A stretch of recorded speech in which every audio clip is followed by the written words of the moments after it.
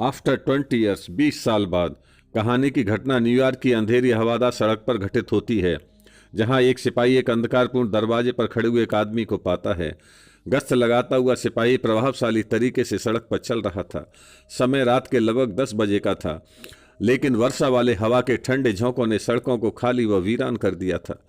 एक निश्चित क्षेत्र के बीच रास्ते में सिपाही ने अपनी चाल अचानक धीमी कर दी। अपने मुंह में बिना सुलगी हुई सिगार वाला एक आदमी एक अंधकारपूर्ण हार्डवेयर स्टोर पर झुका हुआ था। जब सिपाही उसके पास पहुंचा तो उस आदमी ने तेजी से समझाया कि वहां अपने एक मित्र का इंतजार कर रहा है। यह 20 साल पहले किए हुआ एक वादा है। उस आदमी ने कहा कि उस लंबे समय पहले यहाँ एक रेस्टोरेंट हुआ करता था जिसका नाम बिग जो ब्रैडीज रेस्टोरेंट था।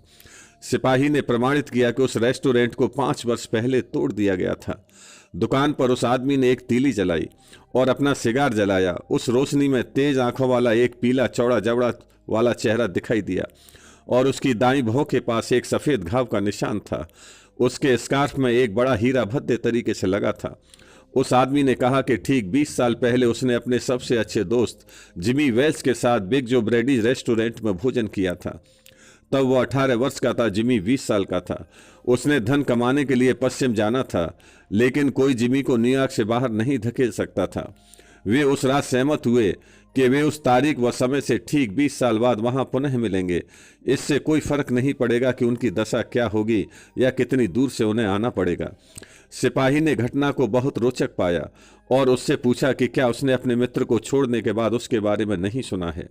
उस आदमी ने उत्तर दिया कि वास्तव में उन्होंने कुछ समय पत्र व्यवहार किया, लेकिन 1-2 वर्ष बाद उनका संपर्क टूट गया।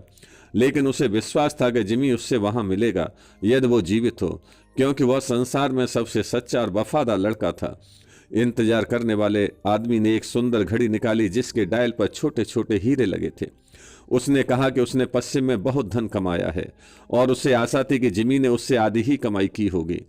ठंडी तेज बौछार गिर रही थी और हवा तेजी से चल रही थी और हार्डवेयर स्टोर के दरवाजे पर उस आदमी ने, जो अपनी जवानी के मित्र से मिलने के लिए 1000 मील आया था, अपना सिगार पिया और इंतजार किया। 20 मिनट बाद एक लंबे ओवरकोट में एक लंबा आदमी उसके पास आया। उसने संदेहपूर्वक पूछा, क्या तुम बॉब हो?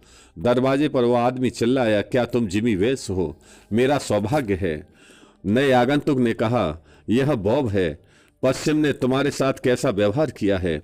चलो हम एक ऐसी जगह चलेंगे जिसे मैं जानता हूं और पुराने समय के बारे में देर तक बात करेंगे। दोनों व्यक्ति हाथ में हाथ डाल के सड़क पर चल दिए। विद्युत प्रकाश की चपक में पश्चिम से आया हुआ व्यक्ति दूसरे व्यक्ति का चेहरा देखने के लिए मुड़ा। तुम जिमी वेल्स नहीं हो, उसने तेजी से कहा। तब दूसरे आदमी ने कहा, तुम 10 मिनट से गिरफ्तार हो आकर्षक बॉब। अब हमारे थाने चलने से पहले मुझको तुम्हें एक पत्र देने को कहा गया है। बॉब पत्र पढ़ते पढ़ते थोड़ा सा कांपने लगा। पत्र में लिखा था, बॉब, मैं वादा किए गए स्थान पर समय से पहुंचा था। जब तुमने अपना सिगार जलाने के लिए तीली जलाई तो मैंने देखा कि यह एक ऐसे आदमी का चेहरा है जिसकी तलाश शिकागो पुलिस को है।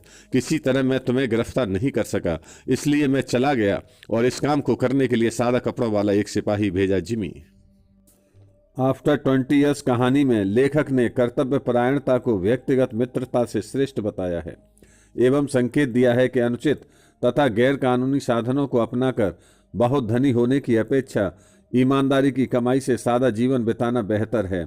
जिमी वेल्स और बॉब घनिष्ठ मित्र थे, लेकिन उनका स्वभाव एक दूसरे से बिल्कुल भिन्न था। जिमी ईमानदार और कर्तव्यनिष्ठ सिपाही था। बॉब महत्वाकांक्षी था जिसने गैर कानूनी तरीके से बहुत धन कमाया।